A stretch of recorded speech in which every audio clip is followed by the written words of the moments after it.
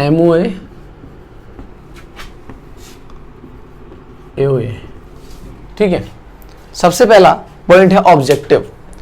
तो it define the objective of the company, company के उद्देश्य को निर्धारित करती है कि कंपनी क्या काम करती है। मैं बताया था उस समय पे कि मैंने जैसे ऑब्जेक्टिव क्लॉज के अंदर क्या बताता है कि कंपनी किस चीज़ में काम, जैसे कपड़े का काम कर रही है, फूड का काम कर रही है, इलेक्ट्रॉनिक का काम कर रही है, ठीक है। तो ये सब चीज़ें कौन बताता है? MOA बताता है, ठीक है। जैसे आर्टिकल ऑफ एसोसिएशन के अंदर it define the rules of attaining the objective and the mention, ठीक है, in the memorandum of association. MOA के अंदर तो ऑब्जेक्टिव लिखे गए, उनको किस तरीके से अचीव करना है वो कौन बताता है? आर्टिकल ऑफ एसोसिएशन में बताता है, ठीक है। काम करने का तरीका बताता है ये, ठीक है। पोजीशन के बारे में बात करते हैं तो it is a very vital document, सबसे ज्यादा मोस्ट इंपॉर्टेंट डॉक्यूमेंट या सबसे ऊपर जो डॉक्यूमेंट होता है, ठीक है, वो MOA होता है। जबकि आर्टिकल ऑफ एसोसिएशन क्या होता है? सब्सिडियरी डॉक्यूमेंट होता है, उसका सपोर्टिंग डॉक्यूमेंट होता है MOA का, ठीक है। रिलेशनशिप के बारे में बात करें, it define the relationship between the company and the outsider. अभी बताया था कंपनी और उसके बाहर के जो आउटसाइडर्स होते हैं उनके बीच के रिलेशन को डिफाइन करता है कौन? MOA, ठीक है। जबकि आर्टिकल ऑफ एसोसिएशन क्या होता है? Company between the members and the company, company के अंदर मेंबर्स उसके और कंपनी के बीच के जो रिलेशन होते हैं उसको डिफाइन करता है, ठीक है। वैलिडिटी के बारे में बात करें तो the activities beyond the power of the memorandum of association are not considered to be performed by the company और even all the members of the can not ratify them. अगर किसी ने MOA के बाहर जाकर कोई भी काम परफॉर्म कर दिया उसके लिए कंपनी तो क्या, कंपनी के सारे मेंबर मिलके भी अगर उसको रेटिफाई करना चाहते हैं तो भी उसको रेटिफाई नहीं कर सकते, मतलब उसको ठीक नहीं कर सकते। अगर आपकी अथॉरिटी जितनी थी, अब जैसे मैंने आपको बताया कि जो 1 लाख रुपए की आपकी वो ऑथराइज कैपिटल थी, आपने उससे ज़्यादा बाहर जाकर उससे ज़्यादा का आपने मार्केट से पैसा उठा लिया, ये जो काम किया, ये जो एक्ट किया है, ये आपका MOA भी ठीक नहीं कर सकता। इवन आपके सारे मेंबर भी चाहे ना, पूरे के पूरे मेंबर मिलकर के चाहे जितने भी शेयर होल्डर हैं, तब भी उस काम को ठीक नहीं कर सकते। आई बात समझ में?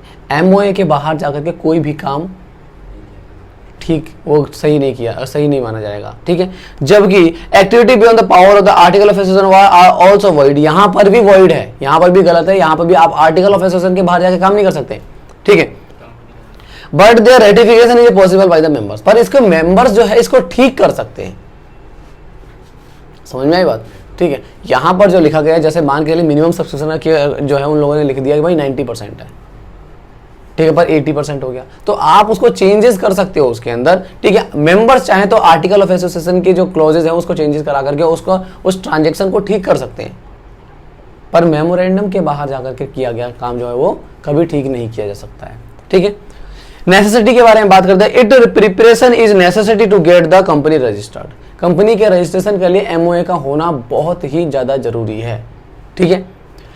जबकि आर्टिकल ऑफ एसोसिएशन का जो है नेसेसरी नहीं है पब्लिक लिमिटेड कंपनी, ठीक है।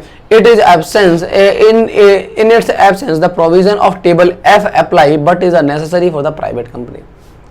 प्राइवेट कंपनी के केस में ये नेसेसरी रहेगा, पब्लिक कंपनी के केस में नेसेसरी नहीं रहेगा। इसकी जगह पे एक टेबल F करके एक फॉर्म आता है, वो फॉर्म फिल करके हो जाता है। जैसे आप लोगों ने देखा होगा कि आपका अगर पैन कार्ड नहीं है तो फॉर्म 60 भरवा लिया जाता है आपसे।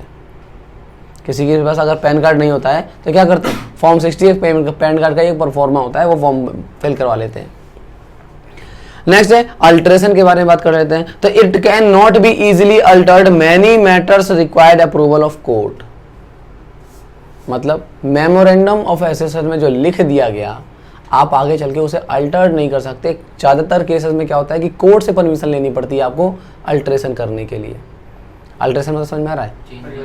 हाँ, जो आपने जैसे ऑब्जेक्टिव क्लोज था, तो ऑब्जेक्टिव क्लोज में आपने लिखा कि भाई हम तो इलेक्ट्रॉनिक का काम करते हैं, पर आगे चल के आपको नहीं, आपको टेक्सटाइल का काम करना है, कपड़ों में काम करना है, तो आपने अपना ऑब्जेक्ट चेंज करो, ऑब्जेक्टिव चेंज करो, तो इसको चेंज कराने के लिए कोर्ट से परमिशन लेकर के आनी पड़ेगी आपको, समझे? तो लंबे प्रोसीड्यूर है, मतलब बहुत ज़्यादा लंबा प्रोसेस, जनरली ये चेंज नहीं होता है MOA, ठीक है। जबकि article of association can be easily change bye A special resolution, एक स्पेशल रेजोल्यूशन पास कराया जाता है। अभी स्पेशल रेजोल्यूशन क्या होता है? स्पेशल रेजोल्यूशन कि 75% सॉरी 2/3 जितनी आपका जो शेयर होल्डर है उसका 2/3 हिस्सा अगर कह देता है कि हाँ जी चेंज कर दो तो कर दें। जनरल मीटिंग होती है साल के एंड में, AGM कराई जाती है, सारे शेयर होल्डर बैठते हैं और उसमें डिसीजंस लिए जाते हैं। तो उस टाइम पे ये बोला जाएगा कि भाई ये चीज़ चेंज करनी है MOA के अंदर, आप बताइए कौन कौन चाहता है। तो अगर 2/3 पीपल जितने भी शेयर होल्डर हैं उन्होंने अगर हाँ कर दी तो ये चेंज किया जा सकता है। इसे कहते हैं स्पेशल रेजोल्यूशन पास कराना। ठीक है ना, ये हो गया हमारा एओए कंप्लीट। ठीक है।